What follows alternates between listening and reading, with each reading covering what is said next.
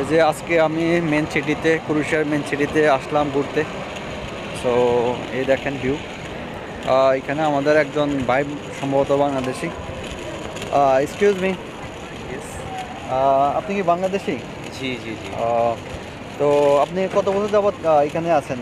আমি এখানে আসছি হচ্ছে কালকে, গতকালকে আসছি। আচ্ছা, হ্যাঁ, গতকালকে আমি আসছেন। নতুন, আমি ক্রোয়েশিয়াতে নতুন। আচ্ছা, কোথা থেকে আসছেন? আমি আসছি কাতার থেকে। ও আমি আচ্ছা আচ্ছা কাতার ছিলাম, কাতার থেকে আসছি। আচ্ছা ঠিক আছে? আমি এখানে আসার সময় লাগছে হচ্ছে যে ৪ মাস, ৪.৫ মাস। আচ্ছা আচ্ছা। মানে আপনি কাতার থেকে প্রসেসিং ক্রোয়েশিয়াতে আসার জন্য প্রসেসিং 4.5 মাস হ্যাঁ, সময় লাগছে। ৪.৫ মাস সময় লাগছে। আচ্ছা আচ্ছা। তো এখন গতকালকে আসছেন, গতকালকে হচ্ছে যে আপনার কত তারিখ?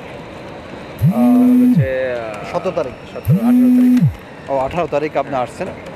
তো কেমন লাগতেছে আপনার ক্রোয়েশিয়াতে ইউরোপে পাড়ি দেওয়া? কেমন লাগছে আপনার? এটা তো অবশ্যই ভালো লাগার এই কথা। এটা মানুষের একটা ড্রিম থাকে ইউরোপ কান্ট্রি, তো ইউরোপের মতোই আচ্ছা হওয়ার এই কথা। এটা তো আচ্ছা যদি আচ্ছা আপনি একটা ফিউচার করতে ইচ্ছুক, তো এই জায়গায় আপনার ইউরোপের দিকে আমি বলি যে অবশ্যই আসতে হবে, একবার হইলেও আসতে হবে। আর এটা হচ্ছে যে ক্রোয়েশিয়া তো অনেক সুন্দর একটা কান্ট্রি। ঠিক আছে? এখানে লোকজন যারা আছে তারাও অনেক ঠান্ডা মস্তিষ্কের, অনেক ভালো। আচ্ছা আচ্ছা। তো আপনি কি জব কি অলরেডি জয়েন করছেন? না না, আমি গতকালকে কোম্পানিতে আসছি।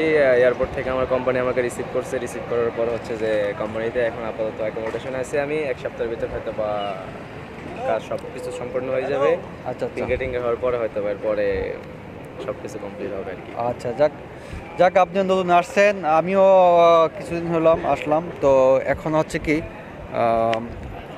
বেস্ট অফ লাক আপনার জীবনে, সাকসেস হন এবং ভালো কিছু করেন ইউরোপের মাটিতে এসে। তো আপনি একজন রিমিটেন্স যোদ্ধা বাংলাদেশের জন্য। তো আপনার জন্য শুভকামনা রইল। Okay, thank you very much brother. Thank you so much. মুশকিল জায়গা না।